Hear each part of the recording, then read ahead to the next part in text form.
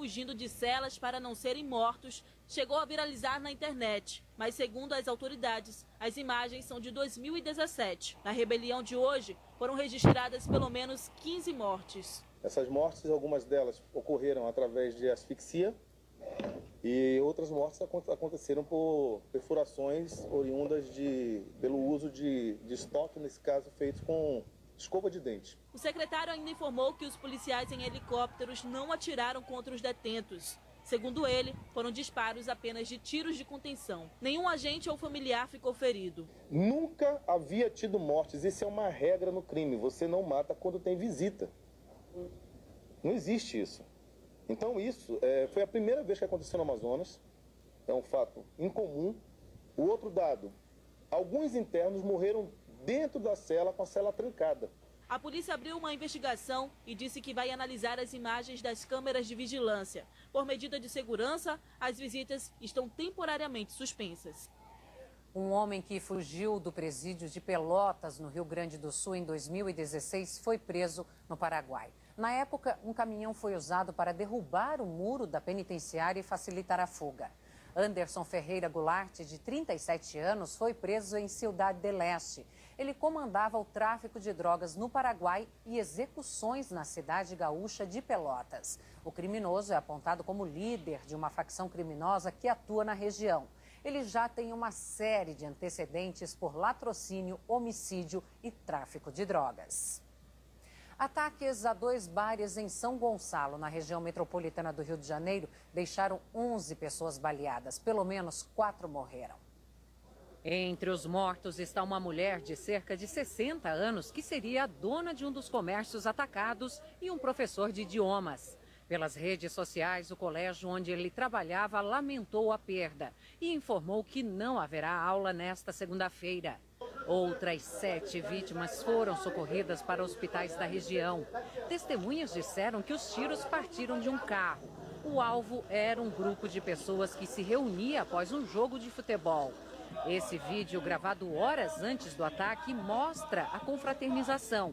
A polícia tenta identificar os autores e o que motivou a chacina. A Polícia Civil do Distrito Federal prendeu uma quadrilha que desviava o dinheiro dos ingressos de jogos de futebol. Um ex-jogador da seleção brasileira está entre os detidos. A partida não tinha nem acabado quando os agentes da Polícia Civil do Distrito Federal saíram com os presos do Estádio Nacional Mané Garrincha. Entre os detidos, Ronieliton Pereira Santos, de 42 anos. Rony, como é conhecido, foi jogador do Fluminense, Flamengo e da seleção brasileira. Hoje ele é dono da empresa Rony 7, que administrava a venda e o controle de ingressos do jogo. Essa empresa comprava jogos de clubes de futebol, trazia para Brasília e também para outras praças e realizava uma fraude na contagem dos ingressos, né? Divulgando um público a menos do que realmente estava presente nos estádios. A manobra era feita para pagar menos impostos. Cerca de 20 jogos realizados no Mané Garrincha desde 2015 estão sendo investigados. A polícia já encontrou indícios de fraude na bilheteria de 4 disputas promovidas este ano aqui no DF e em mais 2 estados. Rony é o principal operador das partidas de futebol dos clubes cariocas fora do Rio de Janeiro. O presidente da Federação de Futebol do Distrito Federal, Daniel Vasconcelos, e outras 5 pessoas também foram presas na operação. Ao todo, foram expedidos 19 mandados de busca e apreensão. O trabalho contou com o auxílio da Polícia Civil de Goiás. Os investigadores apreenderam R$100 mil em espécie na sede de uma das empresas instaladas na capital goiana. Na casa de um dos detidos, a polícia apreendeu um revólver calibre 38. Tudo está sendo apurado, a parte do presidente da Federação do DF principalmente está verificando qual que era, se ele estava levando algum benefício, ele tinha conhecimento total do esquema perpetrado, isso não resta dúvida. Estamos apurando qual é o benefício que ele ganhava diretamente com isso. E falando em futebol, pela 6ª rodada do Campeonato Brasileiro, na Vila Belmiro, Santos e Internacional empataram em 0-0. Em uma partida de muitas viradas, o Flamengo conquistou uma vitória épica sobre o Atlético Paranaense no Maracanã. Vamos aos gols. Gabigol foi tocado pelo goleiro do Atlético e o juiz marcou o pênalti. Após consulta ao árbitro de vídeo, decisão confirmada. E o próprio Gabigol abriu o placar. A reação atleticana veio só no segundo tempo, com gol de Marcelo Cirino, aproveitando o cruzamento da direita. O VAR entrou novamente em campo após Madison ser derrubado na área. Pênalti. Marcelo Cirino anotou o segundo dele na partida e deixou o Atlético na frente, 2-1. Aos 44 do segundo tempo, Bruno Henrique voltou a igualar o marcador com esse gol de cabeça. E já nos acréscimos, René levantou na área e Rodrigo Caio cabeceou forte para dar a vitória de virada ao Mengão. Final de jogo, Flamengo 3, Atlético Paranaense 2. O Timão venceu o tricolor com um gol de Pedrinho logo no começo da partida. Ele bateu de fora da área, a bola desviou em Arboleda e enganou o goleiro Thiago Volpe. Com a vitória, o Timão assumiu o terceiro lugar na tabela do campeonato. Jogando fora de casa no Independência, o Chapecoense bateu o Cruzeiro. O time catarinense abriu o placar com Rildo, que aproveitou um rebote do goleiro Fábio após chutão de Eli Carlos. O empate da Raposa veio com o Thiago Neves. Ele limpou e bateu firme no ângulo. Um golaço. Diego Torres, de cabeça, fez o gol da vitória da Chape. No Castelão, Fortaleza e Vasco ficaram no empate. Rossi sofreu pênalti de Felipe Alves depois de uma bola recuada na fogueira. Iago Pikachu mandou para a rede. Romarinho deixou tudo igual com um chute certeiro da entrada da área. Com o placar, o Vasco segue sem vencer no Campeonato Brasileiro e está na lanterna com 3 pontos. Na Fonte Nova, o Bahia venceu o Fluminense. No contra-ataque perfeito, o Arthur abriu o placar com um chute cruzado. O empate do Flu veio com pênalti, marcado em cima de Ione Gonzalez. Pedro bateu rasteiro no canto direito, 1-1. O Bahia retomou a vantagem com Gilberto, depois que Agenor tentou driblar o atacante e foi desarmado. Gilberto, de novo, fez o terceiro de pênalti. O tricolor carioca diminuiu com o garoto João Pedro. Essa foi a 6ª vitória do técnico Roger Machado em 6 jogos no comando do Bahia. Depois do treino desse domingo, os jogadores que estão se preparando para disputar a Copa América ganharam uma folguinha. Eles se reapresentam nesta segunda-feira. Neymar, que vai disputar a sua 4ª competição em casa, levou alguns colegas para passear em seu helicóptero. Na seleção, o 9º a chegar à Granja Comari é o primeiro.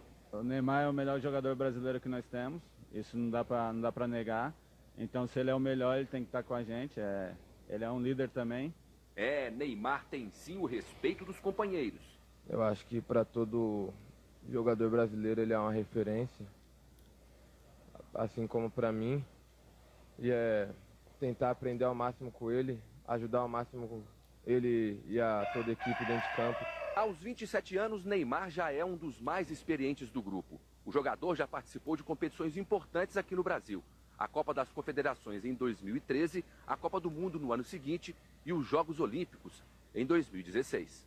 Aliás, ser destaque não é novidade para o camisa 10. Adivinha quem todo mundo veio ver? Por isso, foi só o craque chegar a Teresópolis que centenas de torcedores também vieram. É o Neymar, né, que o pessoal cobra. Vamos lá ver o Neymar. O Neymar chegou ontem, vamos lá ver o Neymar. E ele entrou em campo com o pé direito, pedindo proteção divina.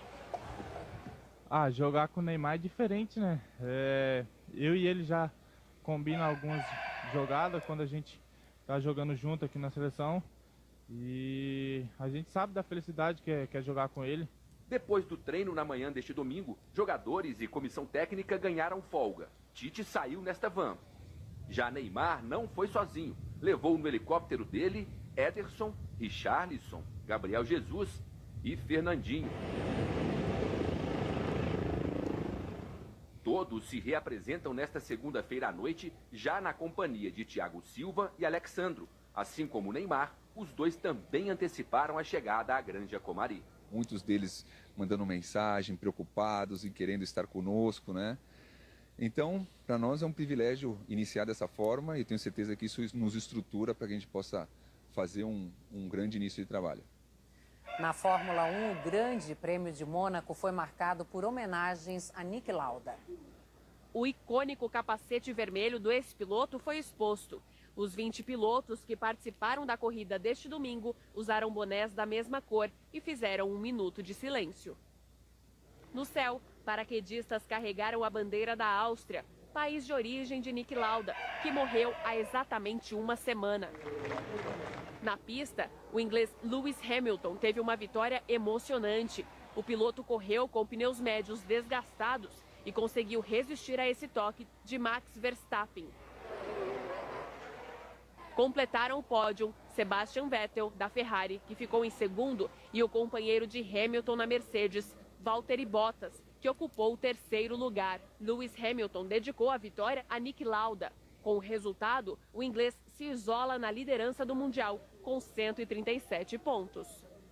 Um piloto de moto velocidade morreu após sofrer um acidente em Interlagos, na capital paulista, nesse domingo. Danilo Berto, de 35 anos, perdeu o controle da moto durante o aquecimento para a prova. Ele chegou a ser levado para o Hospital das Clínicas de helicóptero, onde passou por uma cirurgia, mas não resistiu. Em nota, a equipe da qual Danilo fazia parte lamentou a morte do piloto. Eu fico por aqui, um bom início de semana para você. Agora você continua com Cássio Zeyman, mas antes um alerta. Alguns pais estão preocupados com relatos de queimaduras e intoxicação provocadas por uma brincadeira que virou febre entre as crianças, o slime. O problema é que para fabricar essa espécie de goma, muita gente usa uma substância tóxica forte, conhecida como bórax. Juntar produtos, fazer experimentos como se fosse um cientista. Para ele ficar bom, ou você coloca mais espuma, ou você coloca hidratante. A brincadeira da vez é criar essa massa gosmenta chamada de slime. A Sofia e a Maitê têm até um espaço próprio para isso. Eu brigo com elas porque eu quero fazer colorido com glitter, então a gente brinca junto, eu adoro. Na lista de ingredientes, cola, espuma de barbear, corante. E para dar consistência, muitas crianças usam essa substância, o bórax. O problema é que o bórax é tóxico e pode provocar diversas reações em contato com a pele ou caso seja ingerido e inalado. E aí uma brincadeirinha inocente de uma criança em casa pode ter como destino um hospital. Nas redes sociais, mães relatam o aparecimento de lesões em crianças que tiveram contato com a substância. O caso de maior repercussão foi o de uma menina de 12 anos internada com gastroenterite, que pode ter sido provocada pelo bórax. Vermelhidão, queimaduras e inchaço são alguns dos sintomas, mas eles podem ir além. Quando a criança começa a ter mal-estar, vômitos repetidos, náuseas, inclusive até temos casos de vômitos com sangue. Então, realmente, o pai deve imediatamente suspeitar. Exames de sangue ou de urina podem ajudar no diagnóstico, mas como são casos específicos, o resultado costuma demorar. Segundo a Anvisa, o bórax não é proibido no Brasil.